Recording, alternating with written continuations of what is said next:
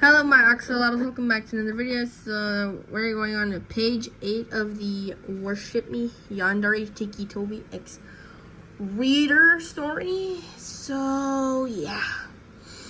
Anyways, the cafeteria buzzed with the usual noise as Anna sat at her usual table with her friends, chatting about the sleepover plans. But today her mind was a little more distracted than usual. Her thoughts lingering on Toby. She wasn't sure why, but something inside her urged her to pay more attention to him, even though the rest of her friends were making fun of the idea. As she absent-mindedly took a bite of her lunch, she felt a shadow fall over the table. She glanced up, and there, standing awkwardly by her side, was Toby. His hands were clenched into fists, his body stiff and rigid, and his eyes were flicking nervously between her and the ground. Her friends fell silent as they noticed him, and an uncomfortable tension filled the air.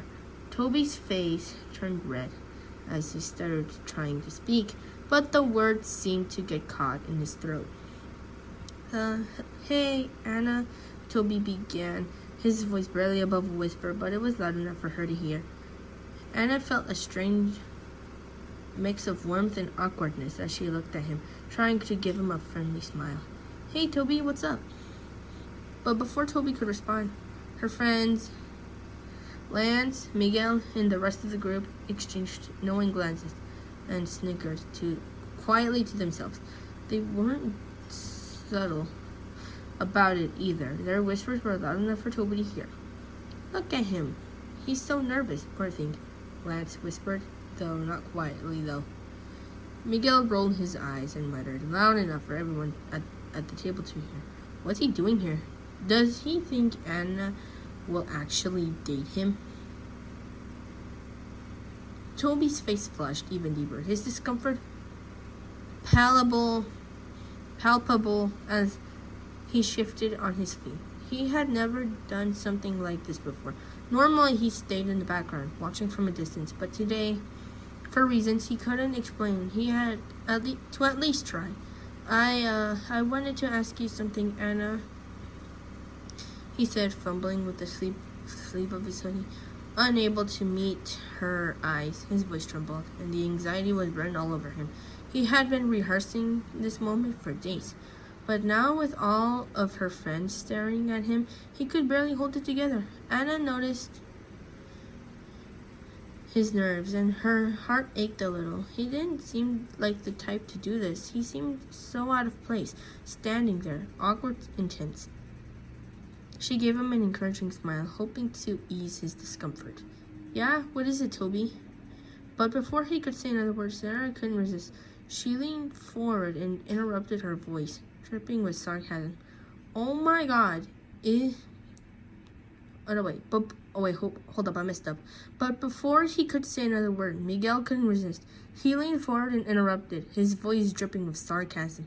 Oh my God, is he seriously going to ask her out? How cute. Lance snickered, clearly enjoying the scene unfolding in front of her. I didn't think he had it in him. Do you think he even knows what to say to her? The whispering turned into full-blown giggles, and Toby's face became even more red. His throat tightened with the weight of their mocking words.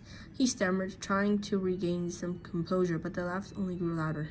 How adorable, Miguel cooed, clearly mocking him. Maybe he thinks asking her out will make him less of a loser. Anna could feel the heat rise in her chest. She hadn't expected this. Hadn't expected her friends to treat him like this, to ridicule him when he was clearly trying his best. Her heart ached, and a small part of her felt embarrassed for him. She turned to Toby, her face serious, hoping to stop the situation before it gets worse. Toby, it's okay. You don't need to. But Toby cut her off, trying to push through the embarrassment. He needed to do this, even if it felt impossible. I like you, Anna. I really like you, and I was wondering if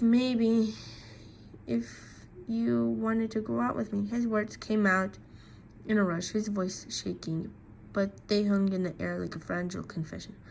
Anna's heart skipped a beat, but before she could respond, the laughter grew louder. Lance leaned back in his chair, his voice mocking. Oh, that's rich, like she'd ever go out with you. Toby's expression faltered. The hurt was obvious on his face, as the words from her friends pierced him like 1,000 needles. His fingers curled into fists at his sides, the anger rising within him, but he couldn't fight back. He wasn't like that. He wasn't the kind of guy who would lash out. All he could do was stand there, vulnerable and exposed. As the laughter continued, Anna could feel her stomach turn at the sight of his discomfort. This wasn't how she wanted this moment to go. She couldn't let him stand there and be humiliated like this. Toby, Anna said softly, trying to catch his eye, but he wouldn't look at her. Please, don't listen to them. But Toby's gaze was fixed on the ground, his shoulders hunched in defeat. I should go. His voice was quiet, almost breaking. Without waiting for her to respond, he turned quickly and walked away, his head down, trying to disappear into the crowd. Anna watched him go, her heart sinking as she saw him retreat to himself. The laughter from her friends continued, but it felt distant, as if the sound had come from far away. She felt conflicted, ashamed, and upset that she hadn't stopped it sooner, that she hadn't done more to protect him from the ridicule. Lance leaned in with a raised eyebrow. Oof, that was rough. You sure you want to deal with that, Anna? Anna didn't answer. Instead, she stood up abruptly, her chair scraping loudly against the floor. I'm going to check on him. Her friends were silent for a moment. Before Miguel shrugged. Suit yourself. You know it's not going anywhere. But Anna didn't care about their opinions anymore. She just needed to make sure Toby was okay. As she walked away, the sound of their laughter followed her. But she couldn't focus on that now. Toby was the one who needed her, and she had to make sure he knew he wasn't alone. Oof. Those are some fake friends. Those are actually fake friends. One time I made a fake friend and I got grounded because of that. So, yeah, that's a fake friend.